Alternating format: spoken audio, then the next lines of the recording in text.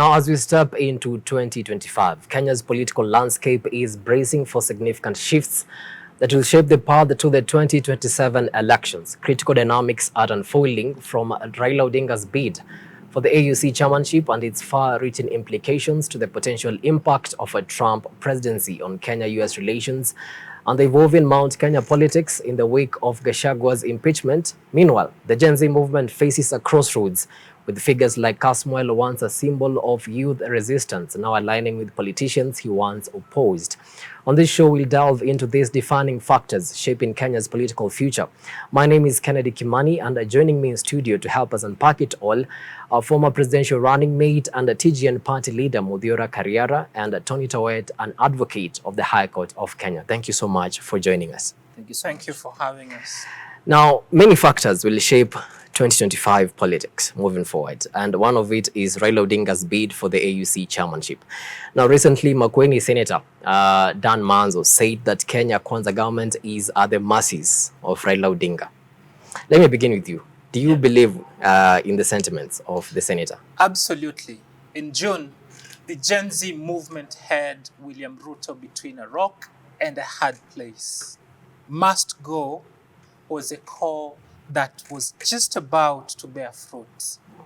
But Raila Odinga came through for him and saved William Ruto's regime. So when they say that William Ruto is at the mercy of Raila Odinga, they are on point. It's factual.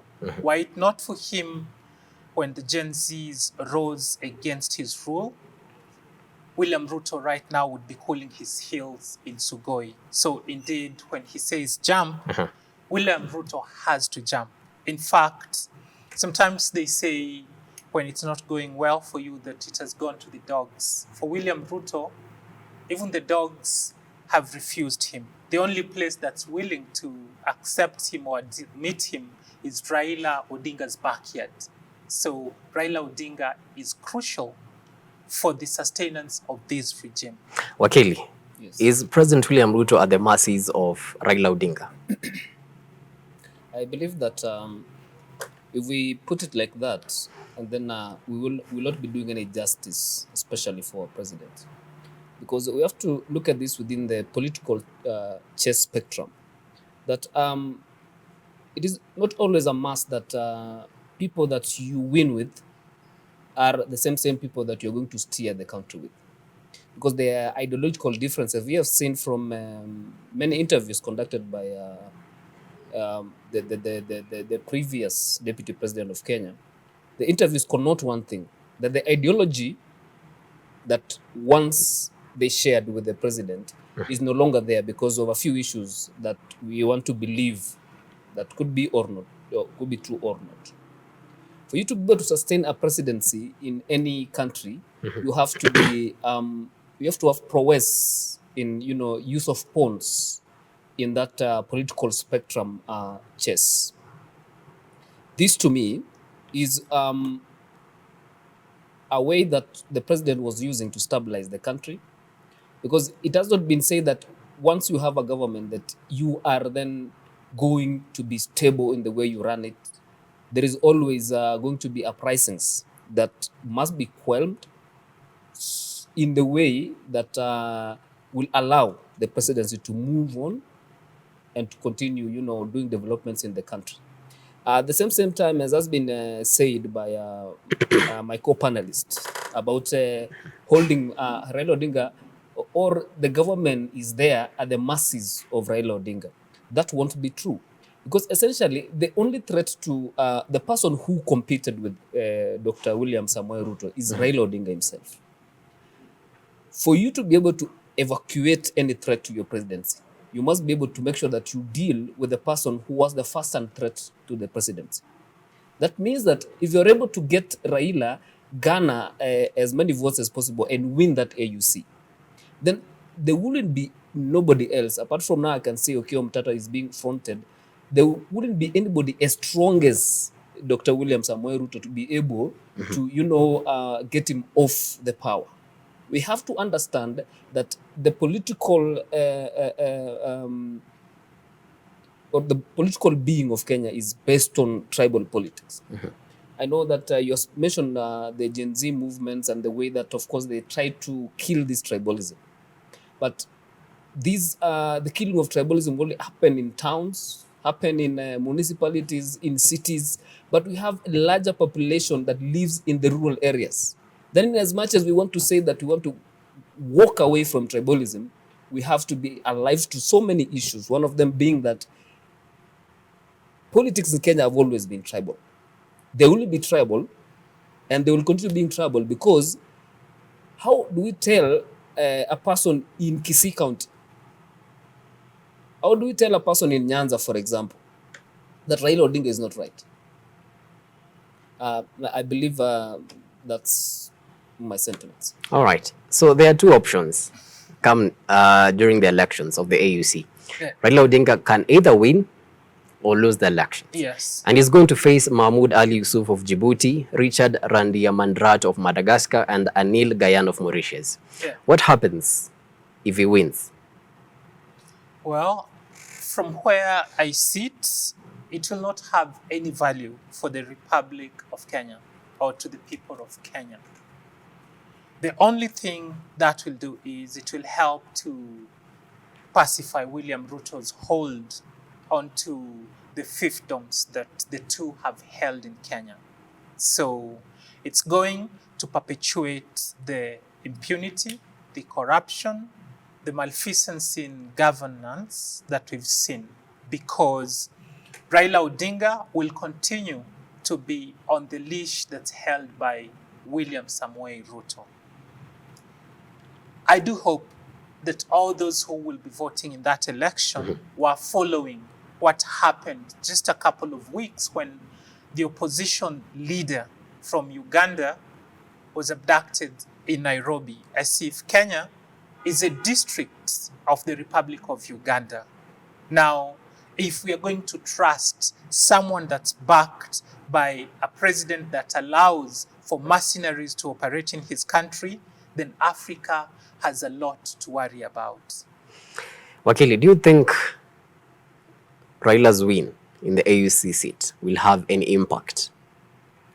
Basically, this comes down to one issue: vote consolidation. To consolidate votes in Kenya, for you to be able to win presidency, needs you to work not only with friends, but also with enemies. We are talking like this because if anyone is planning to win the 2027 elections now, he must have solid plans as early as now. Because coming into the 2027 election, it will not depend on, how well you can articulate your issues. It will not depend on how well you can be able to speak, against tribalism and everything. Yet all of us know that even in these seats today, the aspect of tribalism will actually, if it has left many of us, then it must be with one or two of us. Because essentially, we have to agree that great population is not in the city. Great population, that's why it was an issue, for example. It is impossible for another candidate who is not a Kalenjin to be a governor in Uasin because the city is metropolitan, but the outskirts of the city is well populated with the people of one tribe. So in short, you say that Ruto supporting Raila, it's all about the 2027 dynamics. The dynamics of 2027 depends on who gets it right as from now. Getting it right is simply doing this consolidation of votes. 2, are you able to get as many regions in Kenya to vote for you? If we look at this spectrum of vote consolidation, we are looking at something that appears to be a 41 against 1 spectrum. People think that, the Kikuyu, Mount Kenya has held this position for a very long time, and they're not willing to get off that place, the leadership. That's why I can see all these, when they say there is smoke, there is fire. Okay? You can see this smoke. We have not seen the fire, we can see this smoke. That people are saying now, we are being thrown out of this institution because Of course, tribal card must always be pulled. Any leader who has a negative thing to him, they start saying, I'm being fought because I am this tribe. I am being fought because I am this tribe. It's all about vote consolidation. So, And right. William Ruto has, Dr. William Ruto has been able to actually get an idea of it as per now. So the issues of voting along, I am tribeless, voting along, I am what and what, would really take a little bit of time for it to be realized properly in Kenya. All right. So it's not about even the AUC. It's about 2027. It's according about to consolidation of votes. you. All right. Maybe So, before we move on, let me help my friend a bit. June is not so many years ago. June 25th happened because Kenyans overlooked their tribe, their ethnicity. Kenyans were united by the finance bills, ills, if allowed to pass. So they said they are tribeless. They say they are partyless. They said they are leaderless. And for once, we had a force that even the mighty in Kenya could not contain. It was then that it became apparent that those we have believed to fight for the people in Kenya all along did so because their interests and that of the people coincided. But when it was threatened, they crossed the aisle and worked with the oppressor because their relevance had been threatened. So, Kenyans at this point know that the only way to get the political elite to listen is if they fight against the tribal card. And now that they have done it in the recent past, they will attempt to do it again. You can see the support that Okia Omtata's presidential bid is garnering. It is across board. It's from every sector. People from all walks of life are engaging and relating well with it. And it's not based on tribe. It's basically an awakening by the people that for so long our voice has not counted. And a time has come when we must make it count. So I can guarantee you 2027 is a bit long. So there is enough time for us to counter the narrative that will be divided along ethnic lines. all right. Tony, you said that Raila's bid for AUC, it's all about votes consolidation for 2027. What if Raila Odinga loses the seat? What happens? You see, there is a factor that all of us will never need a magnifying glass to see. For example, if today Raila, it's an if, Raila Odinga loses the seat. Raila, as we know, of course, might want to run for presidency here in Kenya. All right? But do you ever sit and think that a whole Raila will run for AUC just to lose? It will not happen. He has government backing. I want you to know that the Commonwealth belt in Africa is larger than French conglomerate, Belgium conglomerate, this Dutch. And of course, you have to also understand that most of the people who were colonized, when we talk about Commonwealth, colonized by British, will definitely vote for Raila. Because it's about now, we are now taking it now, we are taking what we are experiencing in Kenya, taking it a top, a notch higher. We are trying to now beam what we are experiencing in the country to what will happen in Africa. I want you to know that the northern part of Africa is basically Arabs, most of them. And definitely, you will agree with me that these people don't vote differently. They are going to vote for one person. Okay? We have this guy from Djibouti as a factor. We have our own Raila Odinga. These are the strong candidates that we are talking about. Others are, even in Kenya, many people run for president. But there are those people we are going to say these are the horses Okay, so that when they leave the stables, we know that we are when you're betting, you know that we are betting for this one or this one, because if you're betting the other way around, you just know you're going to lose your money. So for us, it is either Raila or the Djibouti guy.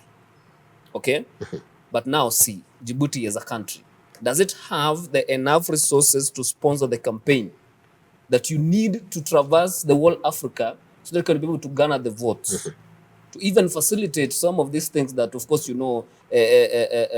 elections would want? Yeah. Does Djibouti as a country has enough resources to do that? It can't. Kenya has it. Kenya has the money. So you say that it's an if.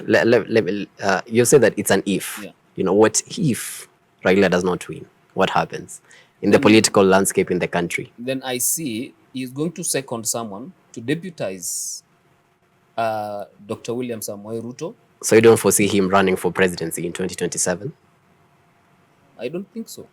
All right. Well, just for context, the prowess he's spoken about with regard to Raila Odinga's judgment when running for a race is the same one that Raila has tapped onto and has lost 5 times in the presidential election in Kenya. And about Djibouti, Djibouti is, I would call it a hub where a lot of international organizations and even countries have set up base. So diplomatically, Djibouti is well placed. Kenya, of course, has an advantage given that we even host the United Nations, but then Djibouti cannot just be dismissed. If it's about performance, we know that the other candidate that's going up against Raila Odinga has the credentials. There was a time we had someone who could match that candidate in the name of Amina Mohamed. She was fronted and backed by the then President Uhuru Kenyatta, and Amina Mohamed still lost. So it's likely that Raila Amolo Odinga, given the diplomatic mess we have in Kenya, could still lose this one. And if he does, he should come home, lick his wounds, and remember that there is a time Kenyans held him in high regard.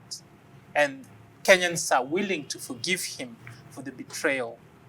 Otherwise, let us focus on getting it done, because that's the one thing we have not done as a country. Our leaders make promises, but they do not follow through with action. What will happen politically when Raila Odinga loses the seat? The formation of the government, the broad-based government, what do you think in your perspective?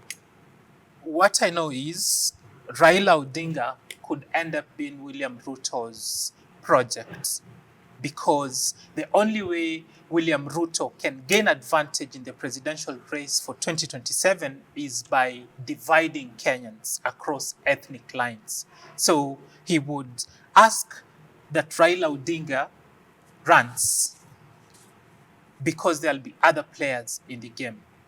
If Raila Odinga, let's say, emerges number 1 or number 2, and William Ruto is a distant 3rd or 4th, given that he has extended an olive branch to Raila Odinga, Raila Odinga would of course treat him favorably, as compared to having a revolutionary actor like Okiya Omtata ascending to the throne.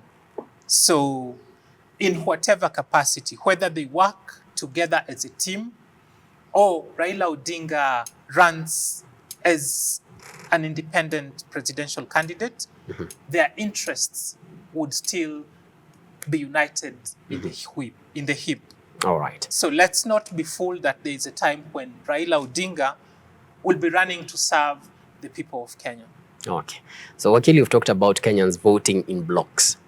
And there is the Mount Kenya factor in place. The fact that Gachagua was impeached, and he actually said he's going to release a huge announcement, this month of January. Yes. How will that affect the political landscape, in the country moving forward to 2027?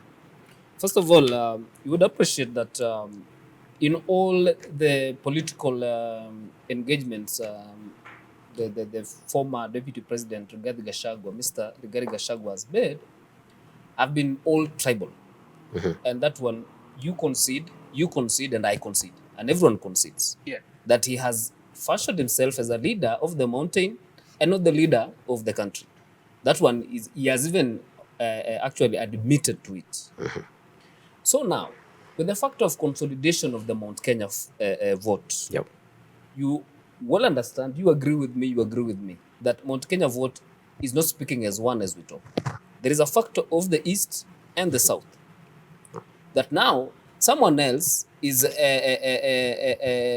having the vote in the East in his pocket, ready to deliver it to whoever, of course, they will have same political alignments.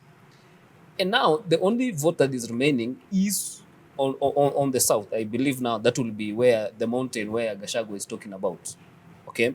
Now, if generally this vote has been 5 million, for example, and you break away 2 million from the vote, do you remain with a strong base or you remain with a weak face, weak base?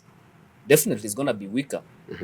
These people are going to want to forge political alignment with other political formations. Okay, as we talk on this part, Dr. Samuel William Ruto has within himself a formidable plan to win this thing. He has been able. Just for a question that I want to ask all of us, do you think the people in Nyanza will stop voting for Raila? Do you think people from Western will stop voting for Raila? From the coast, from Machakos, that is the central, what do you call it, Eastern. Do you think people from a Maasai community will stop voting for Raila? They will never stop. Raila, he himself is a movement. Now come to the Daktari, William Ruto, the president. Of course, Rift Valley will never stop voting for him. You see, the problem is that when factual things are placed on the table, now people want to become emotional. Now people want to say you are tribal. Now people want, but this is a fact. And we cannot get away from it. So how do you think Kindiki is going to give another factor, William Ruto the votes? People now from NDF. NDF are in government with the foot, with the arm, with the head, with everything. So just tell me, Turkana is also, that is a Raila block. Tell me where whoever in that Mount Kenya will survive if he does not want to come back to where he was before. Does Ruto need, sorry for cutting me short, does Ruto need the Mount Kenya votes moving on to 2027? William Ruto needs votes from across the entire country. Unfortunately, he's currently very unpopular in the Mount Kenya region.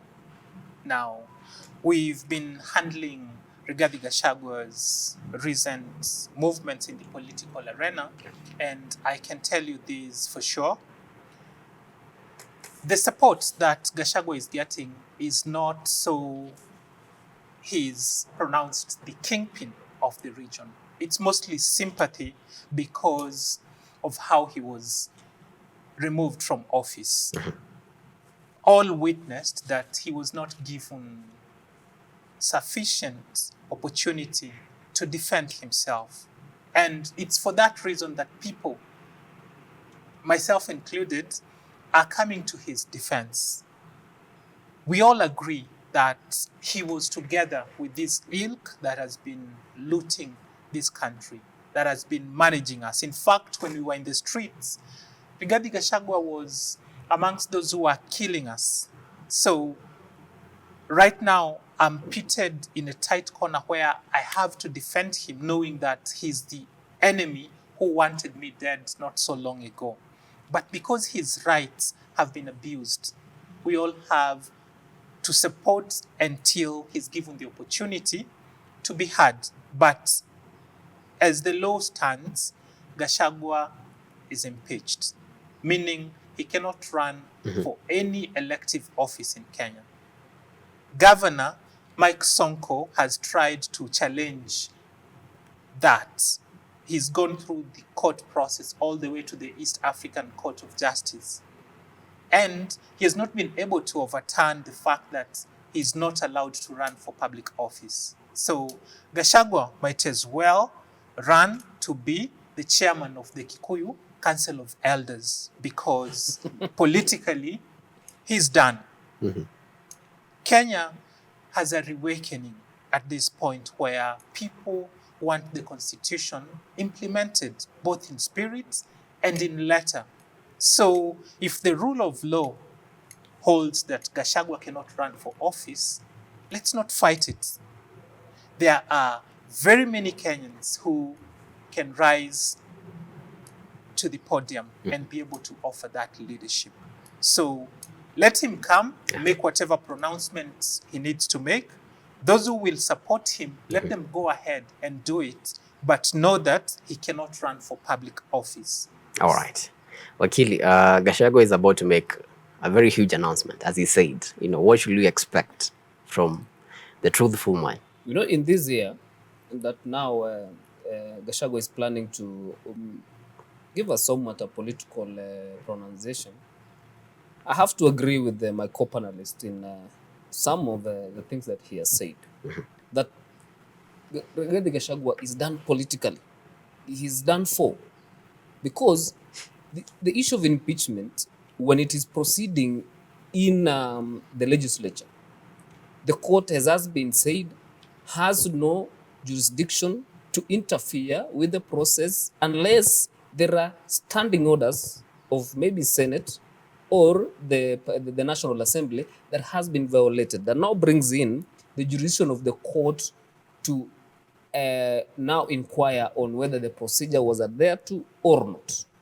But as far as now, the only thing Gachagua can get is maybe compensation that you're going, this thing was not done well. Can you take this amount of money?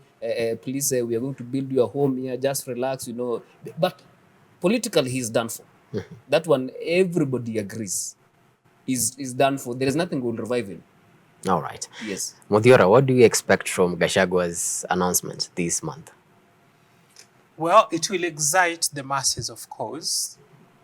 Recently, he was on TV and he spilled some beans. So we do hope that he will continue to be truthful and tell us how they've been stealing from the people, how they have been messing the economy, how they have been killing innocent Kenyans, because they did a lot of that in June and July of 2024, and even in 2023, when Raila, who has since switched sides, was leading maandamano. I hope he now comes and tells us a bit more of the truth he holds in his heart. About running for president. That will not surprise me if he does, but then we should discount it should it be announced that he'll be doing that, because it will be an exercise in futility. All right. In respect of, Gachagua, talking about what has happened in government, what he's talking about, we do not expect that, because of only one thing. Politicians, they protect themselves, okay? If this would have ever happened, this will never happen because of only one reason. This politician is complacent to this politician for a reason of that some of us will never know. So, expecting to make political statements only, but never to say that this and this was done, this and this was political statements is going to make. But what he's saying, I don't think it happened. It will never happen. You've talked about politicians protecting themselves, and actually there's a bill in the Senate, about extending the term limits to 7 years. Yeah. What's your take on that? Well, I'm glad that the Senate has moved to make sure that the bill is dead. Actually, I think the last I checked, that bill is not going to go forward. The president has pronounced himself on the matter that he doesn't want an extended term limit. Do you think they were testing waters to see if Kenyans can actually accept that? Yes. I actually believe William Ruto himself, behind the scenes, pushed that this bill be tabled. There's no way it just happened. he does want to remain in office because, like any other politician, their primary role is to get elected, and after they are elected, to get re-elected and remain in office. So it would be foolhardy to imagine that William Ruto has not wanted to sustain himself in leadership, especially now that he knows that he is very unpopular across the country. So if he has opportunity to continue in office, I know that's an opportunity he would be willing to take. You saw him deploy the military in a situation where the military did not need to be deployed. So if he was that desperate back then, you can imagine if it then hits him that he's not going to win an election. If the only way would be through parliament, I'm sure that's an opportunity he would take with both hands. All right, so 2024, we saw a rise of the Gen Z movement. And in recent days, some of the key figures, like Kasmuel, have actually joined ODM, the politicians that they once opposed. Has the Gen Z movement been sidelined, in the Kenya's political discourse at the moment? So essentially, to me, what was really the problem is that there were lack of leaders in the movement. Because, the government of the day remains the government until it's either ousted through elections or through a coup. So in any uprising that happens in a country, leaders must be known so that they are the ones who are going to sit with the current government and be able to now structure the way forward in respect of the grievances they are giving moving forward. No government in the world will want to be elected today, and after a few months you want to oust it because of maybe what you think is a disagreement with them. Every government yearns for stability, yearns to govern, do development for its people to the end of their term, and maybe when it's renewed for another term, it's also always their motive to do that. But when you say that we are leaderless, and now you want the government to listen from voices coming from social media, and then people running in the streets with no definite leader to say that these are our grievances. Even in a school, when there is a strike, there is always a leader of the strike. People don't, wake up one day, stand up in unison and say, we are going to do this. There must be a leader who at least is going to, coordinate water, coordinate the medics that were on the street, coordinate evacuations that were in the streets, coordinate, I was seeing that there's even security guys, that anytime that a police officer tries to touch someone, they're going to intervene there. Or something, or they are going to take care of groups like thieves who are going to get into the demonstrations. Then they are bodyguards now to fend off these thieves. That was a very organized thing. So that if it lacked leaders, who then was coordinating medics? But now Murara Kebaso has said is the now Gen Z president. Murara Kebaso is done for. You've seen him is asking for financial support every time. People have actually shunned him. He used to get up to 12K likes and interactions. Right now you can see him is doing 265. When he akijaribu sana, he does 500 likes. So what does it tell you?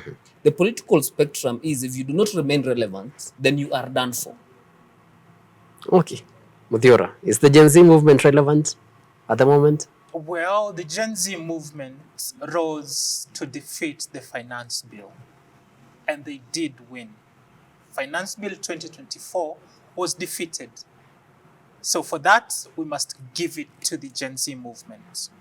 It did give us some leading voices, and you've mentioned them, and they have done well to continue to agitate for good governance and accountability.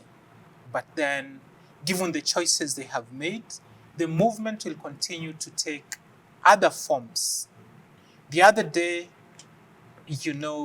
we heard of Okia Omtata coming to the fore. And at the moment, Kenyans have offered their support to him.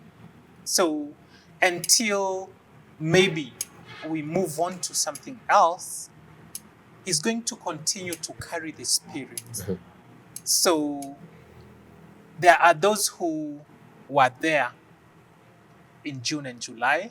They served their purpose, but the movement agitating for good governance and accountability must go on, and it's greater than an individual.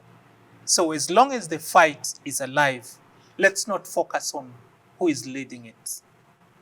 Like I mentioned earlier, Yeah. it was great when it was leaderless, when it was partyless, when it was tribeless. So until we find a way to address how ethnicity divides us, how our leaders take advantage of the people coming together, how our parties are vehicles for the few, then let's continue to support these movements without having individuals leading them, because that way we have seen we can be more effective. But at the moment, we know we have someone dependable, someone who has proven himself over time Yeah. and has offered leadership in the name of Okia Omtata. So my appeal is, let's keep agitating for the Kenya that we describe in the words of our national anthem, the land of plenty. All right. So one of the key factors that is going to define the political landscape in this year, 2025, is Trump's swearing in as the president, as the 47th president of the United States of America. And we saw in 2024, President William Ruto having a state visit to the US. Yeah. And he became a darling of the US, and he signed many deals, on behalf of the country. Now that Trump is taking over, I mean, what would that mean for Kenya's foreign policy? What we know is William Ruto will have to work a little harder to win Trump's confidence. Joe Biden was definitely supporting him in every way. In fact, the United States helped him counter the Gen Z uprising. Now, Trump is known to not interfere with Kenya's affairs or those of other nations. Yeah. So we expect that Trump will continue to do so. He said that he's in office to make America great again. Yeah. And I hope he focuses on that. If that means cutting ties with the ruling political elite in Kenya, as led by William Ruto, that would help, because then the president will have no other recourse but to govern according to our constitution. And as long as he does that, he'll not have a problem even with the people here. President Trump has said that he's going to make sure that all countries trade with the United States based on what's beneficial to the United States. And in fact, he's told those who are not comfortable with the dollar being the leading reserve currency to not expect that they will do any business with the United States. And there's a time, you recall, President William Ruto was in a way trying to angle like he's open to supporting a different cause. So yes, we have a friend as the Kenyan people in President Donald Trump, and we hope that he will be true to the promises he's made. He focuses on making America great, and we hold our leaders here accountable. All right, Wakili, will Trump's focus on America First policies, strain the bilateral relations that we have with the US?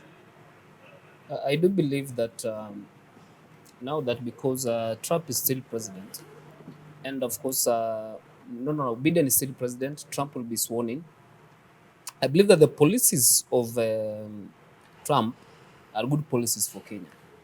Good policies because there is zero interference with political, doings of other nations. So first of all, it boils down to only one thing. Then that if this country, for example, is if there is a political strife, and the US has said, you sort your issues out, we are not going to help you, Because if you recall, the issues about the Gen Z revolution, Yeah. you will recall that I think we saw in the cameras that there are other actors who were, had white skin, and they're dressed in military gear, or I don't know what gear is that. Is it paramilitary? I don't know. I think that we will not see that in the future, because I believe the Trump policies are very strong policies that you have a problem as a nation, sort it out. So for us, the issues that was signed, I mean, you're talking about performance contracts that was signed between Biden and our president, if they are going to continue. The issue about Haiti, they wanted to now metamorphosize it into a peacekeeping mission, now from what it is now. But I think there was a stalemate in the parliament of the US, or in the US parliament. There was a stalemate because they didn't want it to be. Oh, sorry, there are countries with veto powers in the UN Security Council. That is China, and that is Russia. These guys were the ones who led the they refused to metamorphosize the process, whatever is going there, into a peacekeeping mission, because they believe it's not an issue that is threatening the national security. Okay. So 2025 is going to be a very busy year, in the political landscape. And what is the main political highlight that Kenyans should look forward to this year? Well, in 2025, we look forward to William Ruto giving Kenya a budget that Kenyans wholeheartedly receive. Since he was sworn in, he has not been able to govern with a budget that he has developed from scratch. So for once, we hope it's going to happen in 2025, that Kenyans' views and opinions will be taken into account. So that's huge. Otherwise, we look forward to another uprising. And this time, it's not going to just end at the National Assembly. It most probably will go a bit further. We're looking forward to Raila Odinga not making it to become the chairperson of the Africa Union, coming back to the local terrain and muddying the waters for William Ruto. We're looking forward to Okia Omtata rising and bringing Kenyans together and showing that as long as an individual means well for Kenya, has a vision, and over time has built trust among the people, they can be trusted to lead this nation. All right, Wakili, looking ahead, what will define Kenya's political stability in 2025? In 2025, I believe that the government should come up with good policies. Policies to foster development, policies to put money in the pocket of every citizen. To this, I mean, government has made good steps in issues of agriculture and subsidized issues of fertilizers, but it should continue to give incentives to the farmers, to the pastoralists, and to the business SMEs, especially because where our economy is actually centered in is the SMEs, farming. It is all farming, of course, goes to animal husbandry and of course rearing of the farming of tilling land. I believe for posterity, it is the government alone that will forge the stability of the nation. One, by moving away from anti-people policies, moving away from those things that has received overwhelming population. If something the population is resoundingly refusing, it is so good for the government to move away from it, so that now we can be able to do that which the country wants. Issue of corruption, another issue of the judiciary, both corruption both in the political sphere and in the judiciary. We are not able to make meaningful interpretation of the laws, contained in the constitution, because we do not have a steadfast judiciary. You've heard all along in the social media that there is something called jurispesa that was coined by one of the leading senior councils. Yeah. And this is not a joke. And I believe that if the government is really serious in trying to eradicate the cancer of corruption, it should first of all crack down on on the political people who are elected. The second thing it should do, it should move away the CDF, and especially, legislature is only made to oversight and make laws. Remove any development money that is in the pockets of these leaders, MPs, GAF, that is for a women rep. Consolidate that money. Put it, if it is the money for construction of road, put it in the ministry, the respective ministry. So that now, if the ministry does not do a road, we have elected leaders to say, no, we allocated this amount. It was supposed to build this amount of kilometers, this grade of bitumen road, this standard, it has not been done. Where is the money? That is where now the systems will work. All right. I guess that's a good point to end our discussion, and many thanks for making time for us. Yeah. That has been the former presidential running mate and a TGN party leader, Muthiora Kariara, and Tony Towett, an advocate of the High Court of Kenya. Asanteni sana. Thank you very much. And my name is Kennedy Kimani. Thank you so much for making time for us. Enjoy the rest of our programming.